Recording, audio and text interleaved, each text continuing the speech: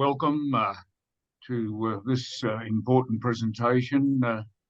Reading your resume, you're very well qualified to talk on this topic. And it's a topic I'm sure of great interest. Nuclear power, things like nuclear submarines are of great interest at the moment, I think, to most Australians. So over to you, Tony. Well, thank you, Noel, for inviting me today. So we sometimes forget Australia was in right at the start of the nuclear age. The Australian Atomic Energy Commission was established in 1953. And top left, you probably recognise the high-flux Australian reactor HIFAR, which went into operation in January 1958. First nuclear reactor in the Southern Hemisphere. Prime Minister Menzies said at the official opening, one of our great tasks is we should keep ourselves abreast of developments in the world. Perhaps we don't always do that. So HIFAR was shut down in 2007 after a very successful 49-year life. And so a reactor's been operating on Lucas Heights sites since the 50s. And now we have top rights, OPAL, world-class facility producing medical isotopes and irradiating silicon for the semiconductor industry and neutron beaming research, which we'll have a look at later. Bottom left is what we're going to get. So this is a Virginia class. This is actually North Carolina, the fourth one built. And probably bottom right is what we'd like. This is a small modular reactor. It's the BWRX 300, which would be very useful for generation in this country. So today we'll have a look at what's happening with large reactors, small modular reactors, advanced reactors, micro modular reactors. We'll look at OPAL and nuclear-powered submarines. So we tend to talk about generations of reactors. So the generation one was all the early prototypes. So the Magnox was the UK's gas-cooled reactors. Shippingport was the prototype PWR. Dresden was the prototype BWR. These are all now shut down. Most of what's operating today is what we'd call generation two. So these are all the pressurized water reactors, boiling water reactors, CANDU reactors in Canada, built in the 70s, 80s, and 90s, and that's most of the fleet today. So after Chernobyl, there was a big slowdown in building, but some countries continued, and we developed the generation 3 and generation 3+. And it's the 3+ that are being built today. You'll recognize ones like the Westinghouse AP1000s and the French EPR that you've probably heard about. And then what's coming is the generation 4.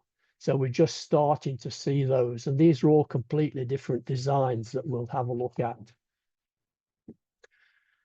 439 reactors operating today. And you can see that the vast majority of them are pressurized water reactors. This is the dominant technology. This is the same technology that's used in nuclear-powered submarines. Second most popular, boiling water reactor. Then there's the pressurized heavy water reactor. This is the CANDU type of reactor. Light water graphite reactors. This is the Chernobyl type. There's still 10 of those operating in Russia. Gas-cooled reactors. This is just in the UK. This is the advanced gas-cooled reactors. 8 of those still operate in the UK. But if you look at what's under construction, PWRs are even more dominant. So there's 69 big power reactors under construction, and most of those are PWRs. And the average size of the new construction is over 1,000 megawatts. So they're big. So this is a PWR. So on the left, you'll see there's a reactor vessel. This contains the fuel. Now, the big thing about a PWR, it's got 2 separate circuits. In the first circuit that you can see on the left there, this is the fuel. The water removes the heat from the fuel and transfers it to a steam generator. This is the steam generator. A PWR can have 1, 2, 3, or 4 steam generators, depending on its size. And this primary circuit is pressurized, so it's kept under 15 MPa of pressure. So the water never boils in the primary circuit. It's a solid water circuit. And then it's transferred to the steam generator. So the steam generator generates steam, which goes to the turbine, condenser, and back to the steam generator. So this is the secondary circuit. When I give talks to people that are used to coal-fired power stations, the whole of this outside of containment, they recognize. It's exactly the same as a coal-fired power station: turbine, condenser, feed pumps, etc. The big thing about the PWR, which makes it really useful for nuclear-powered submarines, is that only this primary circuit is active. So this secondary circuit is not radioactive. So outside the reactor compartment in a submarine, the turbine and the condenser and all the rest of the equipment is not active. So this makes it very suitable for nuclear power submarine. The other thing that makes it suitable is this primary circuit is solid. It doesn't boil. So if a submarine is tilted or inclined, you don't get the water sloshing around or any problems. So an example is the Westinghouse AP1000. 3,415 megawatts of thermal power, 1,250 megawatts of generated power. So here's the actual reactor vessel, the red one in the bottom, and this one's got 2 loops, so it's got two steam generators. It sits in this big steel containment, and then there's an outer containment as well, a big shield building. So this is designed to withstand an aircraft impact. This is the design of these. And if there's a problem with the reactor inside, then this containment is sealed and shut, and it's air cooled. And if the air cooling is sufficient, on the top here is a big water tank, and you can drop the water into it. So particularly post-Fukushima, we've looked at more ways of removing the heat from the reactor after it's shut down. Remember what happened at Fukushima is, here's the reactor vessel. You've got to keep it cool after it's shut down, otherwise it'll melt because it's still producing heat. At Fukushima, this required external pumps, diesel supplies, external water supplies.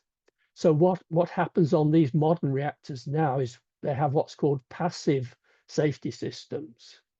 So they've got here a core makeup tank filled with borinated water, inside containment, drops the water straight into the reactor vessel if there's a problem.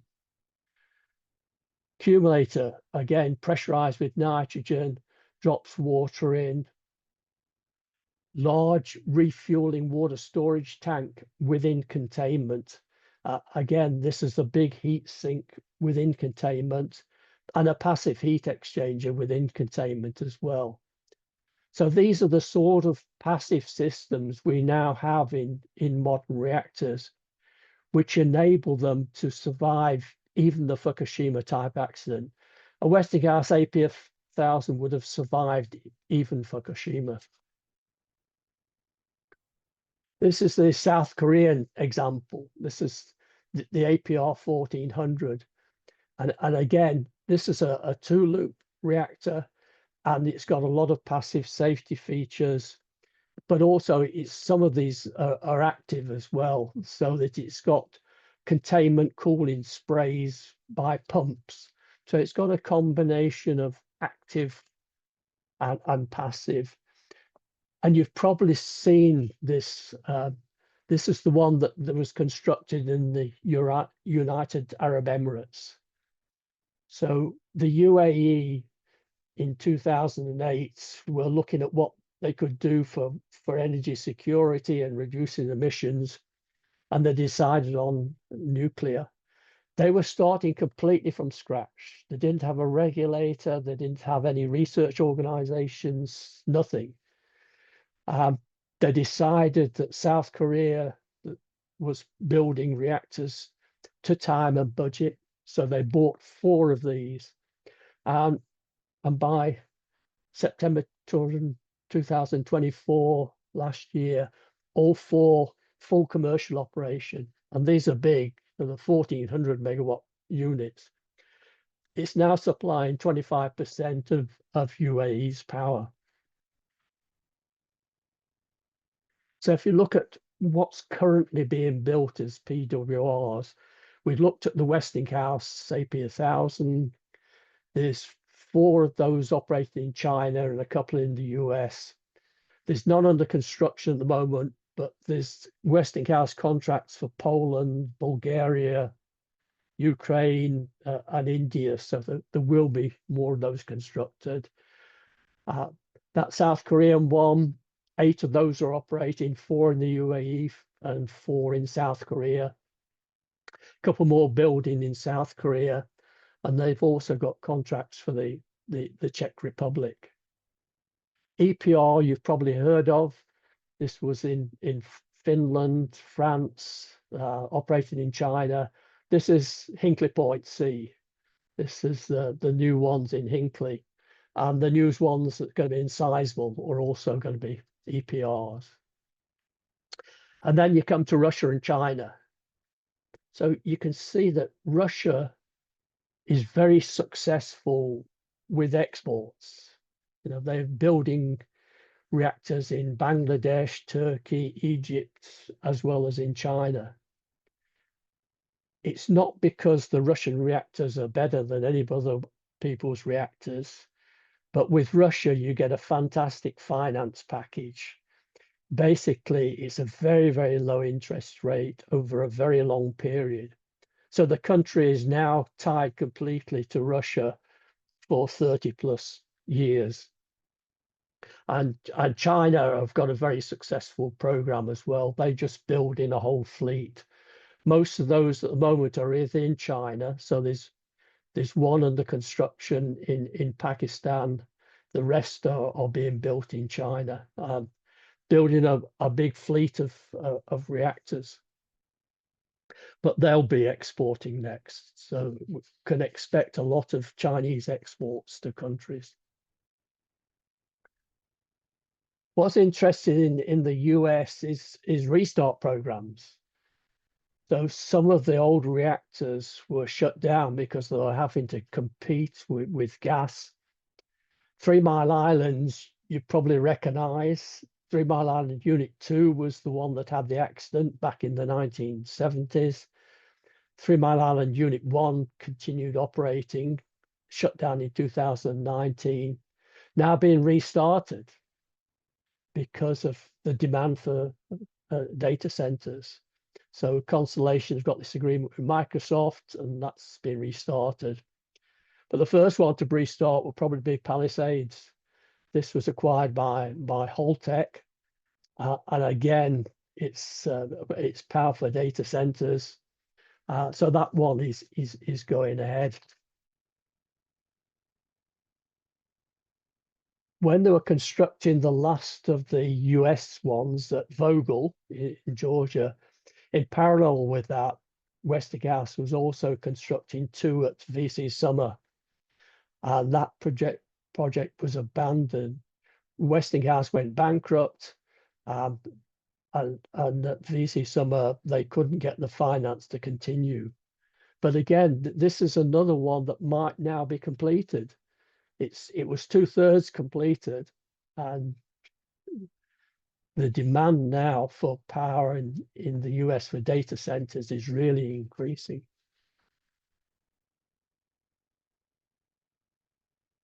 There's three problems with big reactors. They are expensive, they take a long construction time, and they're just too big for some grid systems. For instance, in Australia, the largest single unit on the whole of the Australian East Coast national electricity market is 750 megawatts at Cogan Creek in Queensland. So the average size of these is over 1,000 megawatts. So it's bigger than anything that's existing in Australia. So there's been this interest in SMRs, which have a power output less than 300, but a lot of them are much smaller than that. The idea is that you factory build it and you take the reactor factory built to site, transport it to site, install it. So you have a much quicker build time. So a lot of these are based on the existing light water technologies, they're PWRs, but some are generation 4. So these things like high temperature gas reactors, molten salt reactors. So small modular reactors, reliable low emissions power, remote locations, small grid systems. Because they're smaller, it's very much easier to make them passive safety or inherent safety. The reactor vessel can be installed below ground. This is good to protect against external events and intrusion. Factory built, all transportable, lower initial capital cost. Several of them on one site, you can shut down one for refueling and the rest are still producing power. And very much multi-purpose. So you're looking at desalination and some heat as well as electricity. And they're all designed to load follow now and to work with wind and solar. And very compact, typical less than 10 hectares. And if you think of something like, say, Liddell coal-fired station, 116 hectares, it fits in the corner of a coal-fired power station. So here's an example. This is a boiling water reactor. So this, different to a pressurized water reactor, this has just got one circuit. So the water actually boils in the circuit, turns into steam. There's a steam separator on the top here, and then the steam goes directly to the turbine. So it's just in one circuit. So a lot simpler, but it means that this steam now going down to the turbine is radioactive. So you have to have shielding down here. So it wouldn't be suitable for a nuclear powered submarine. The other reason it wouldn't be suitable is it actually boils in the reactor vessel. So there's a water level in the vessel. And if you were on your side or diving, the water would slosh around. So you wouldn't use a BWR for a nuclear power submarine, but it's very good for a simple power reactor. So this is an example of one. This is GE Hitachi. They've been doing boiling water reactors since the 1950s. And you can see how compact this is, 2.7 hectares for this 300 megawatt type of reactor. So this is the reactor itself, and the steam is going down to the steam turbine, and then a standard condenser, feed pumps, etc., going back. There's safety systems as well. So this is the ground level. So this reactor is all underground to protect it, and that provides shielding as well. And then for the safety systems, they've got a passive safety system where above the reactor is this big pool of water and heat exchangers in the pool of water. So you can take the steam off the reactor through the heat exchangers and back to the reactor. So you've got this passive safety system to always keep this safe. First deployment's going to be in Canada. So this is at Darlington. This is an existing site with nuclear power reactors. They've got CANDU type of reactors. They've put in a license application. It's just been approved. The site preparation is underway. There's going to be 4 built on that site. Commercial operation before 2029. So that one is going ahead. This is one that's actually operating. So the Russians have used nuclear power reactors for icebreakers for many years. And they thought, wouldn't it be a good idea to put 2 icebreaker reactors on a non-powered barge? And then you've got floating nuclear power. So they used their 35 megawatts, 2 of those. That gives you a 70 megawatts of electrical power on a barge. And it's just deployed at Pevek. So this is the most northern city, and it's supplying electricity and heat to this remote Arctic community here, and the mines. So there's gold, silver, and copper mines in that area as well. This is a place where heat isn't just a luxury, it's a necessity. The average temperature in January is -31. So you really need the heat as well. And the next ones are going to be based on their bigger reactors. So the current icebreakers have got these 50 megawatt reactors. So they'll have 2 of those, and they'll have 100 megawatts of floating power. And the Chinese are very interested in floating power as well, as you might imagine. And the Chinese are building a small SMR, and it's nearly finished now. As you can see, the building's finished, and this is just in April of this year installing the primary cooling pumps. So that one will be started up next year. So again, this is one of the first SMRs to go into operation.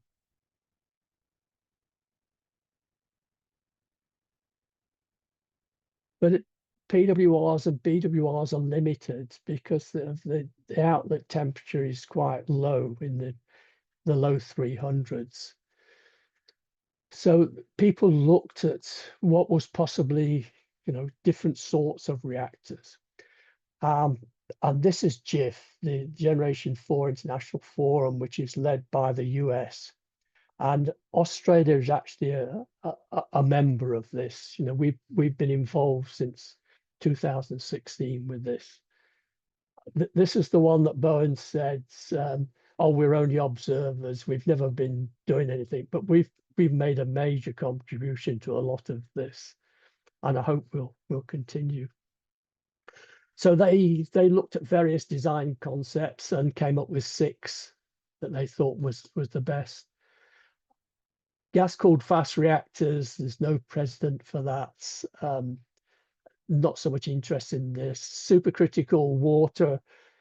Supercritical is used very much in coal, but it's quite difficult in reactors. So again, not a lot of interest to some countries. Sodium fast reactors have been around for a long while, since the 50s, and there's some interest in those. Lead-cooled reactors used by the Russians in some of their submarines. Again, not much interest in that.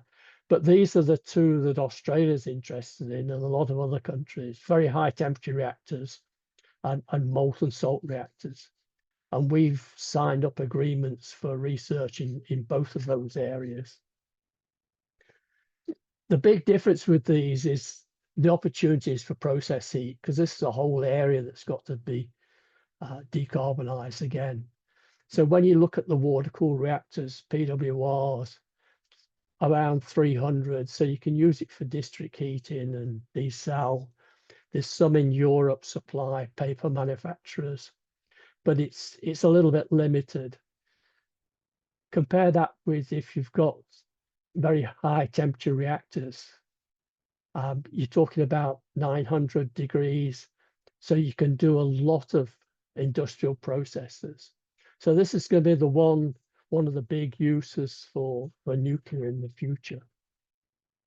And this is the very high temperature reactor, which is one of the key reactors. So this is hydrogen cooled. This is graphite moderated to slow the neutrons down.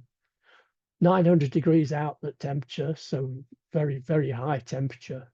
So you can use it some process heats. The key to this is the fuel. This is what they call triso fuel. You may have heard of it. So what it is, this little kernel is about the size of the tip of a ballpoint pen. So very, very small. And then it's surrounded by layers of carbon and silicon carbide. And this is its own little containment. So it holds all the fission products from the fission into the fuel within its own little particle. So this tiny particle, which is less than a millimeter, you can then make into these pebbles. So you've probably heard of pebble bed reactors. This is the pebble. This is about the size of a tennis ball. So a tennis ball is 65 millimeters. This is about 60 millimeters. Or you can make it into these compacts. So you press all these particles together and you've got thousands of these in a ball. So this is X-Energy in the US, and they're developing this high temperature gas reactor, going to be configured in this 4-pack. And the first deployment looks to be at Dow Chemicals. So Dow is a big chemical manufacturing. They need electricity and they need heat. So at the moment, they've got an old gas-fired power station. So they're going to replace that with this nuclear heat. And they've applied for the construction permit, and it looks if that one is going ahead as well. But this fuel is very, very safe, and it looks as if it's going to be used in a lot of applications in the future. And here's one that's actually working. This is a high temperature gas reactor. Again, of course, China far ahead of anybody else. And this one has been operating. It's actually got 2 of these high temperature reactors supplying 1 turbine on the side. And the other modern one is the molten salt. So you can't have a meltdown with this because it's already melted. So the fuel is actually dissolved in liquid fluorides. So it's a molten fuel. So the fuel actually goes then into the heat exchanger. So it's a combined fuel and coolant all together. Because it's such a good conductor of heat, it operates at very low pressure. So you don't need a big containment vessel like you do with a PWR to hold the pressure in. And it's got safety features like this freeze plug. So if there's a problem, the freeze plug melts and the whole of this molten core drops into these emergency safe tanks to keep it safe. So there's a lot of work going on molten salt reactors. Again, China, US, and there's certainly challenges, corrosion of molten salt, etc. But there's a lot of work being done, and it certainly will be one of the designs used in the future.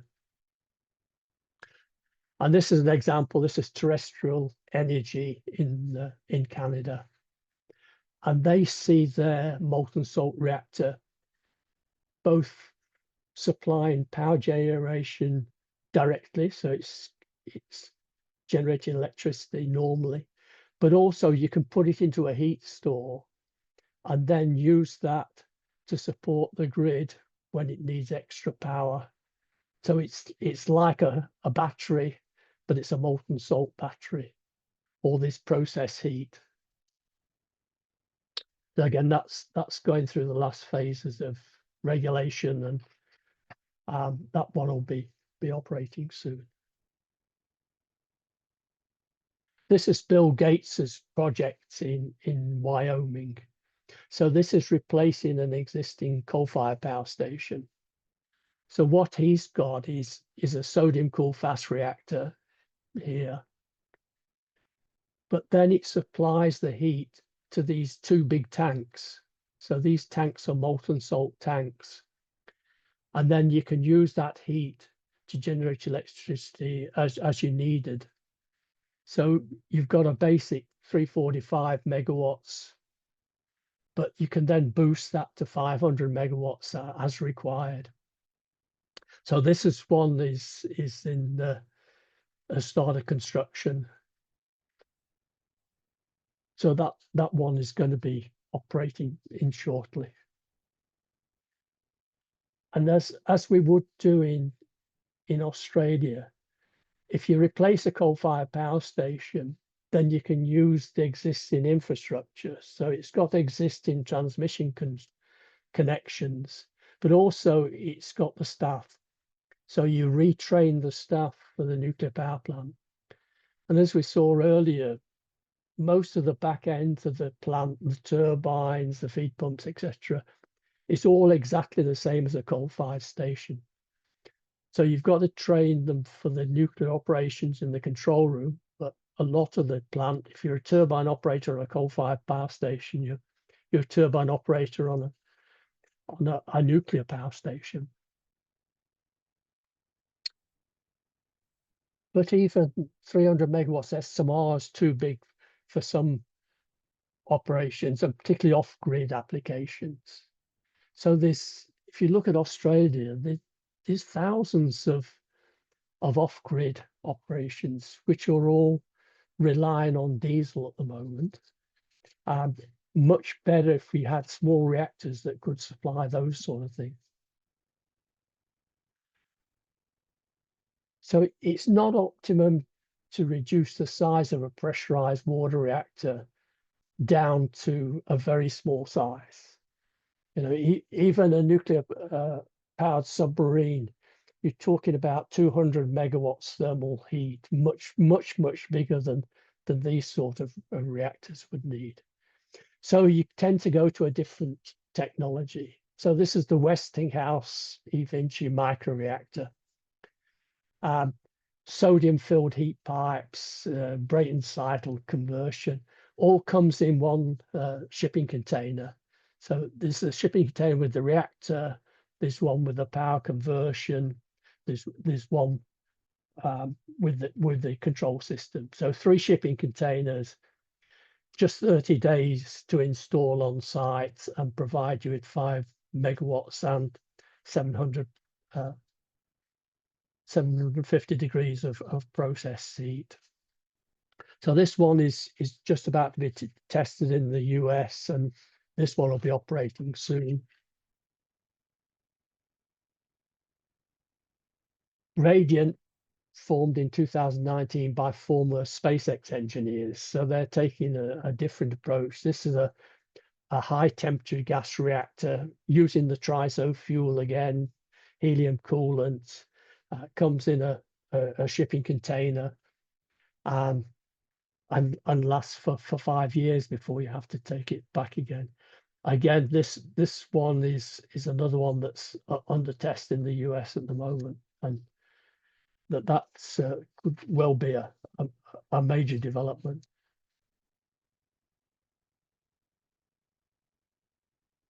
This is Project FAIE in the US. This is a US Department of Defense project, because that they really need mobile, reliable power sources. At the moment, they use a lot of diesel for their more sort of remote sites, etc., and establishments. So again, this is TRISO fueled. It's a high temperature gas reactor, comes in 4 shipping containers, 72 hours, it's operational.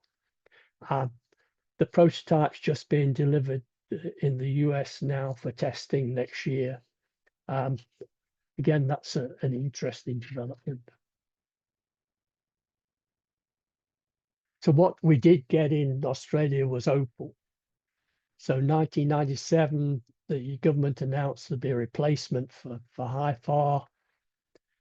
Construction license in 2002, and it was operating in 2006. So 4 years from starting construction to operating.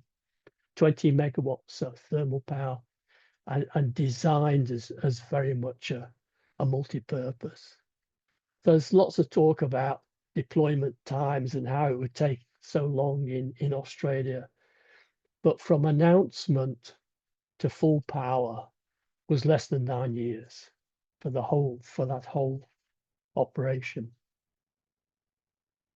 Probably some of you have visited OPAL, ANSTO. So this is looking down on top of the reactor. Here's the fuel, 16 fuel elements, square fuel elements in the bottom. This is an open pool reactor.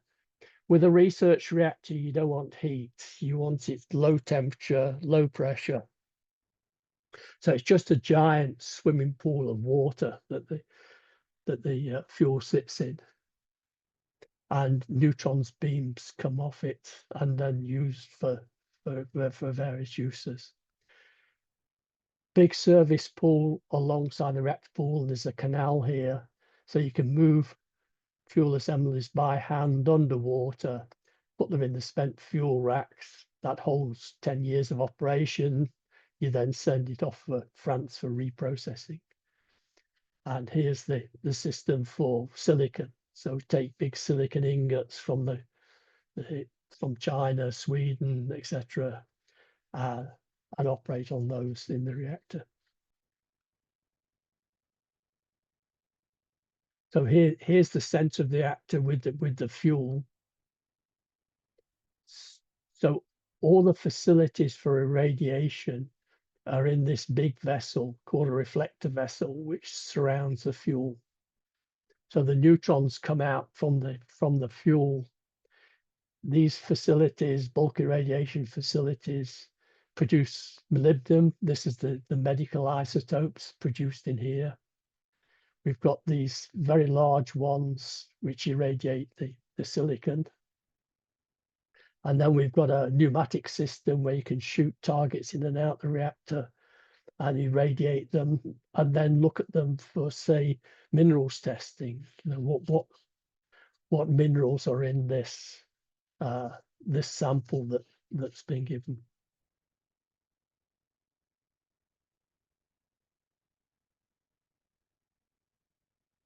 So Nautilus was the first nuclear-powered submarine launched in 1954 with a pressurized water reactor. Decommissioned in 1980, so it had a quite long life. And it's now in the Submarine Museum at Groton, where it was built at General Dynamics electric boat. So 6 nations have SSNs. So that's a ship, submerged nuclear attack type. So in the US, they're building the Virginia class. So the 24th has just been commissioned. That was Iowa in April this year. And as those are being commissioned, the old Los Angeles class are being decommissioned. So they're swapping over between the two there. And Ohio is normally a ballistic missile carrier, but 4 of these have been reconfigured with vertical launch systems to take cruise missiles. UK have got 5 Astute class. The last of the old Trafalgar class has literally just completed its service and been decommissioned. So it was just last month it was taken out of service. That was the last of the Trafalgars. And the first of the Astute class has just gone into Devonport for this midlife revaluation period. So it's going to have a major overhaul and then be released again. So at the moment, they've only got down to 4 SSNs at the moment. And then, of course, you've got China, Russia, French ones. India had one lease from Russia, which went back, and they're building one themselves now. So these are the 2 that we're particularly interested in. The Astute is the UK model, and this is the Virginia class. This Virginia at the moment is 150 meters. The later ones have got an extension to 140 meters because they'll have more vertical launch tubes in them. You can see the sort of size, hull diameter about 10 meters. This is to take the reactor. So the reactor in Astute is just behind the fin, so it sits about here.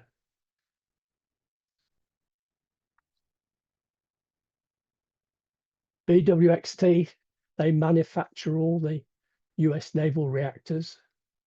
So they were tapped by Admiral Rickover.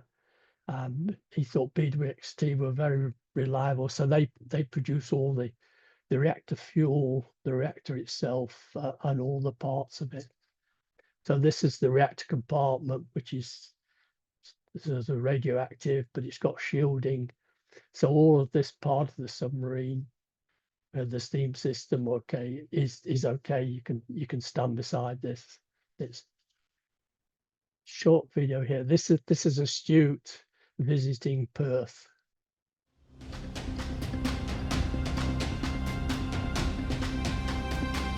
So the reactor is just behind the fin.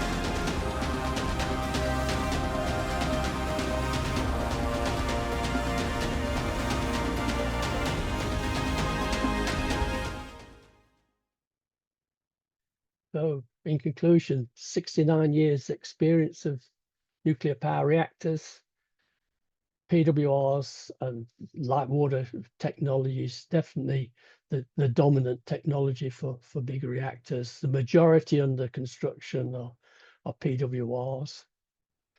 69 under construction, including 10 in 3 new countries and the 4 that were complete in the UAE. So this is the Westinghouse AP1000. SMRs close to deployment, so that BWR X300 in Canada about to be deployed. Also close to deployment, microreactors and the testing in the US. Going to be very useful for off-grid situations. And then finally, nuclear-powered submarines and Virginia class, which we get in, and then eventually we'll get our own Astute class. Thank you. Happy to take any questions. Tony, that was changed my understanding of nuclear power. A great update.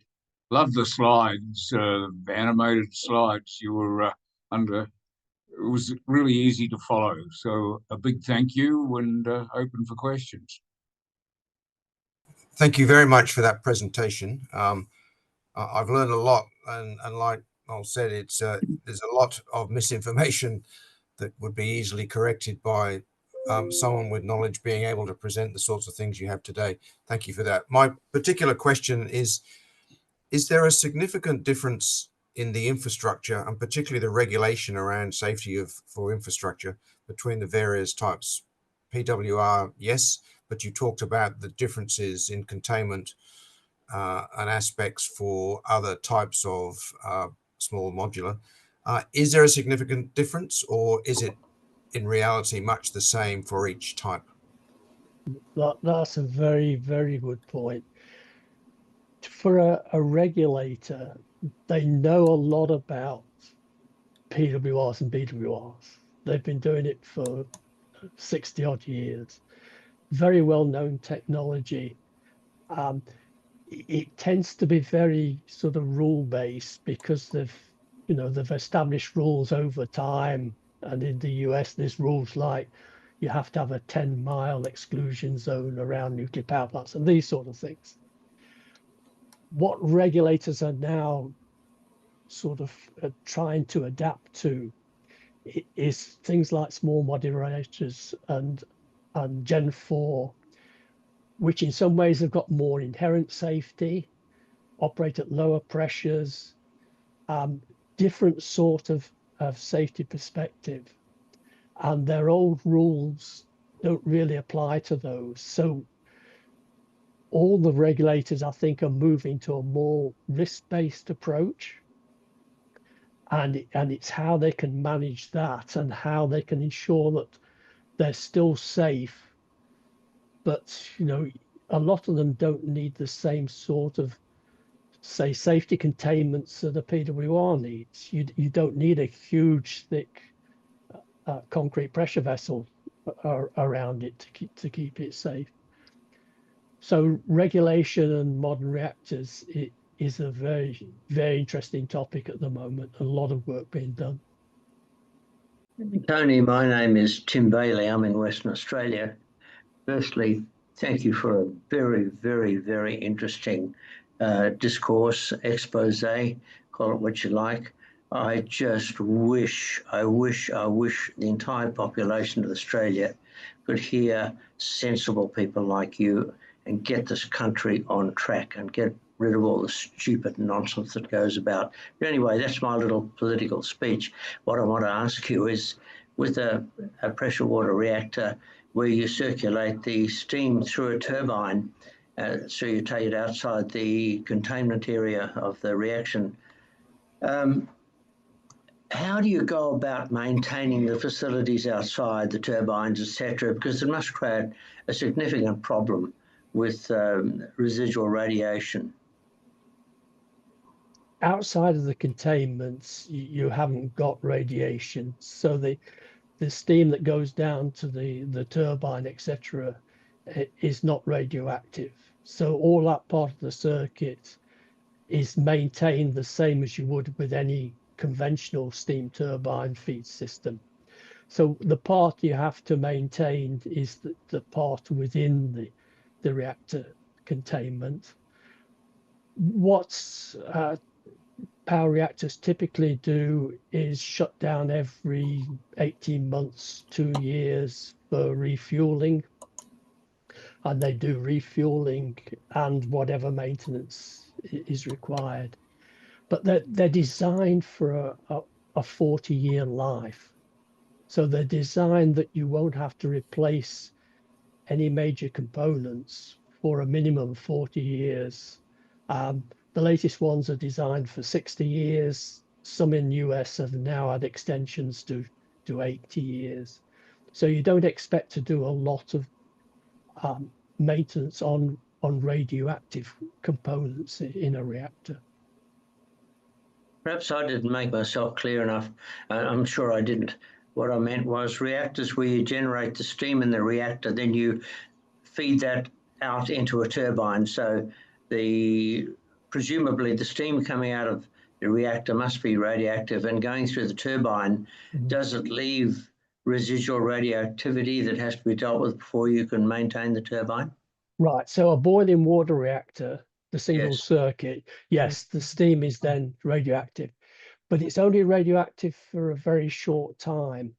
The main radioactive is what's called nitrogen-16. It's literally radioactive for minutes, and then it decays. You do get some radioactive gases go down to the turbine. The turbine condenser vacuum system extracts those radioactive gases. They then go through a treatment plant, so to go through our filters, etc., before they're discharged within limits.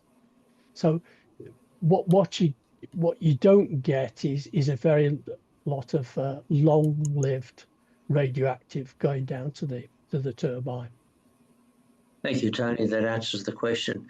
Thank you so much for a wonderful discourse. My question really relates to the level of understanding and education of the subject that you've been talking about in Australia generally and academia. Are we doing enough? Have we enough younger people who are on top of this subject area or learning about this subject area to advance Australia more quickly into the nuclear age? Is the academia doing enough to help Australia? I'm a lecturer at the ANU. I lecture in master's courses in nuclear reactors and the nuclear fuel cycle. A few years ago, the classes were dropping in size. You know, you're thinking it's not going to continue. And then, of course, we got AUKUS. And now there's a huge interest, and the classes are full, and we've got government-sponsored people as well. So AUKUS has had a big influence on nuclear training. We're doing special courses for defence. I've just done one. I'm going to do another one shortly as well. So also UNSW started a master's course back in 2014. They've just announced now an undergraduate course, a Bachelor of Engineering in Nuclear. That's starting next year as well at UNSW.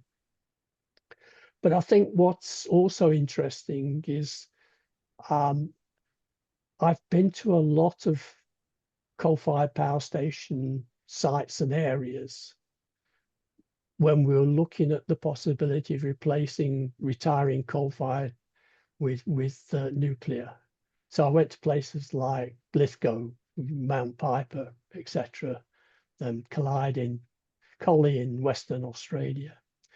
And when you talk to the local people, they understand power stations. I mean, they work in a coal-fired power station. They understand turbines. They understand that all the reactor does is basically produce steam, and they want to ask lots of questions.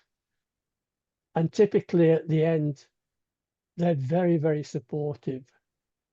And I think we saw this in the last election, that all the areas where there were proposed nuclear power plants to replace coal didn't vote against the Nationals. You know, the Nationals actually increased their vote, and we got a huge amount of support.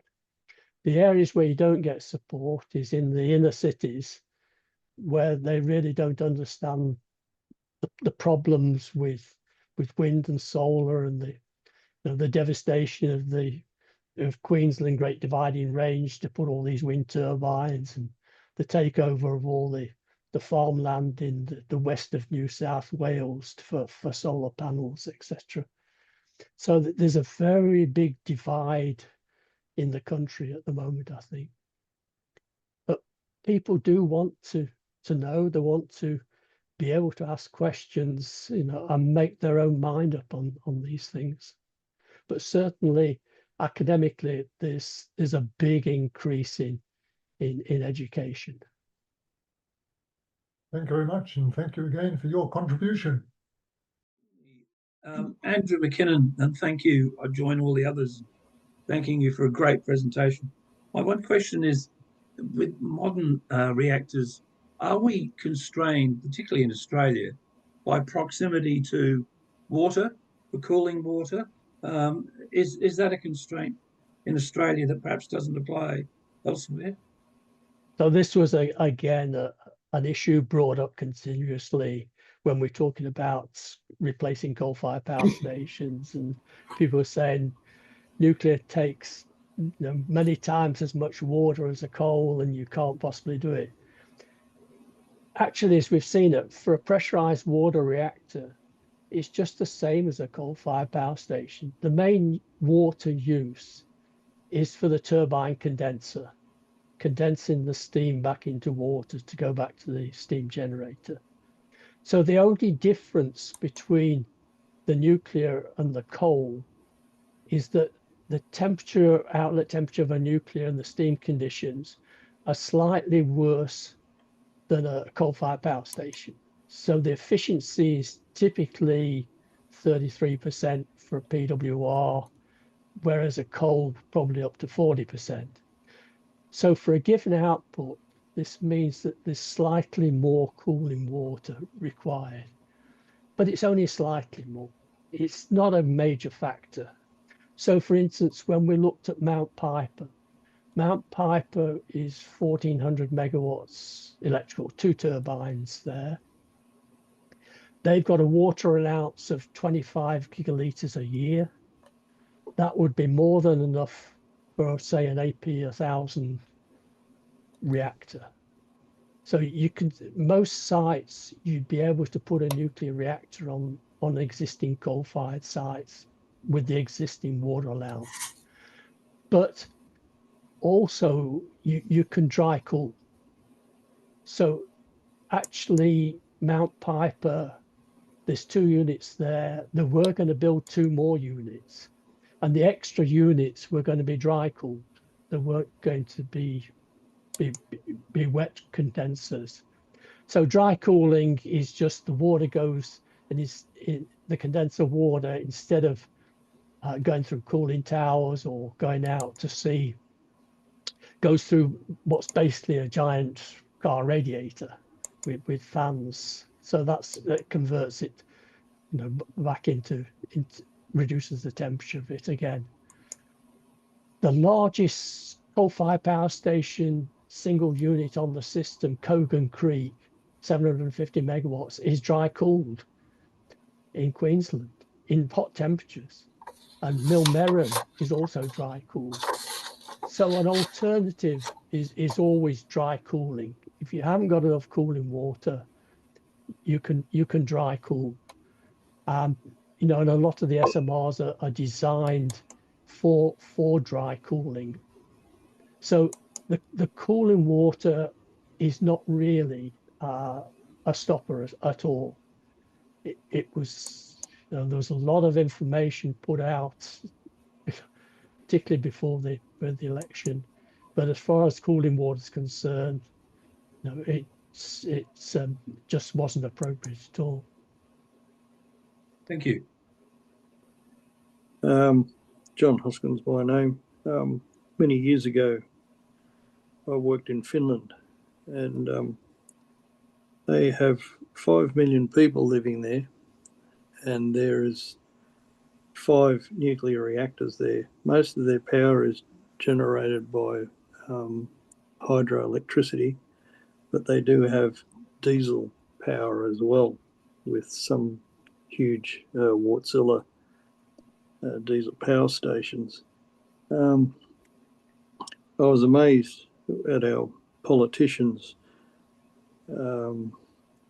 talking about how expensive nuclear power would be, but the people that I work with indicated that what they were paying for their electricity, and then when I got back home to Australia, I checked what our electricity bills were, and we were actually paying more for our power. And there was these reactors were not far from where, one of them was not far from where I worked, and if you wouldn't even know that it was a reactor, it was a nuclear power station. It was amazing. Yeah, my last power station in the UK was Heysham. Heysham is a harbour in the northwest, No, it's a large harbour. So it was equivalent of having a power station at Port Botany, you know, on the harbour there. The modern ones are very safe, and people are very used to living, you know, alongside them.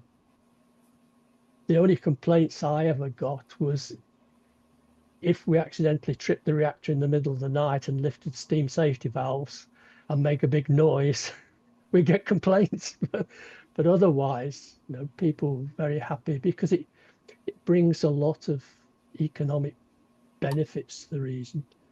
But Finland and a lot of those countries, Finland, Sweden, you know, France,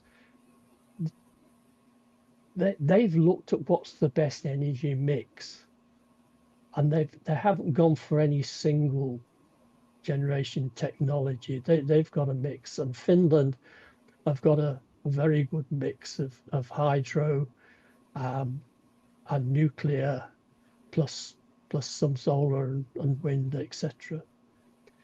And you know, I wish in this country that we weren't so ideologically bound to wind and solar, and that we would look to what is the best mix.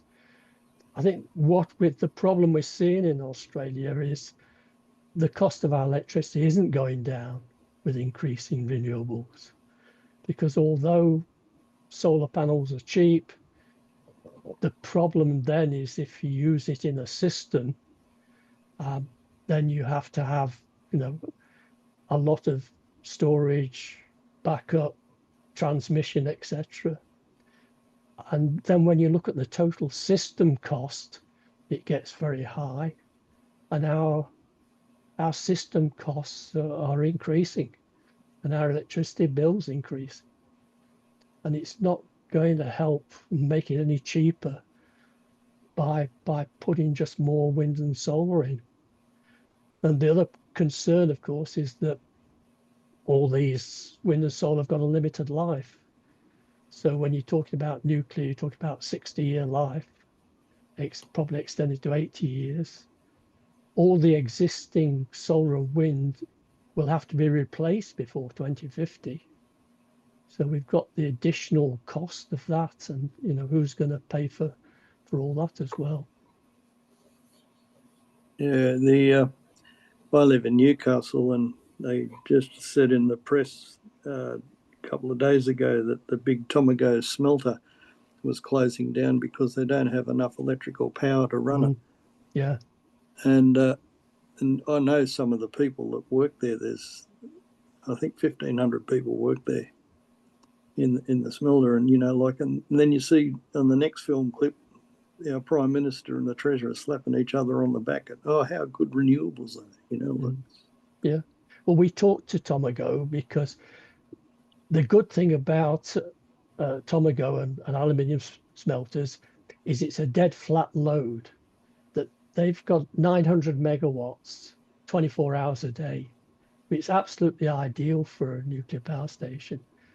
And you know, we talked to them. They've got room on site to actually have, you know, small modular reactors on site. You know, at the time we were talking to them, they very much would welcome the opportunity to do that. Tony, I'd just like to talk to you about thorium, if you could. One of the good opportunities for Australia is there's a whole new energy, a resource there where Australia has the second largest reserves of thorium in the world, of course. India's not far behind. But there's some active programs if you're having a discussion around small to medium reactors, which I'm a big advocate of. I think, you know, looking at the fuel type is a big plus for that Australian discussion around getting the inner latte set attuned to some of the perceived problems with nuclear power, and not to be confused with nuclear warfare, which they tend to get confused about. But the good thing about thorium is it can't be weapons proliferated, so you can't easily turn it into weapons-grade plutonium, for example. So Australia, if it develops its reserves of thorium with the benefit of having smaller volumes of nuclear waste toxicity, so that's easy to manage, but also develops a whole new economic industry in a mining resource that's currently not mined, which we've got a lot of, along with our uranium resources. But it also attunes itself to reduce waste because you're going to have those modular designs and probably an LFTR type reactor, liquid fluoride thorium reactor, which is basically a molten salt, which you've already discussed.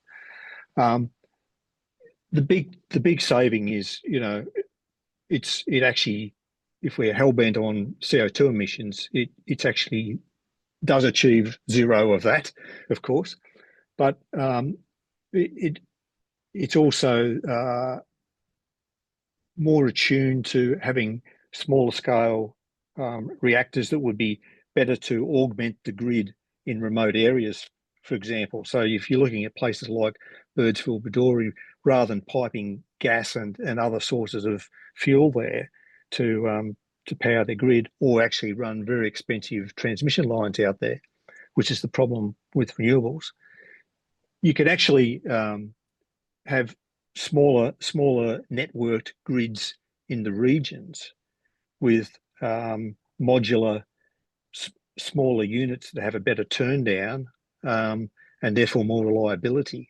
So no one's having the discussion about reliability in the national electricity market anymore.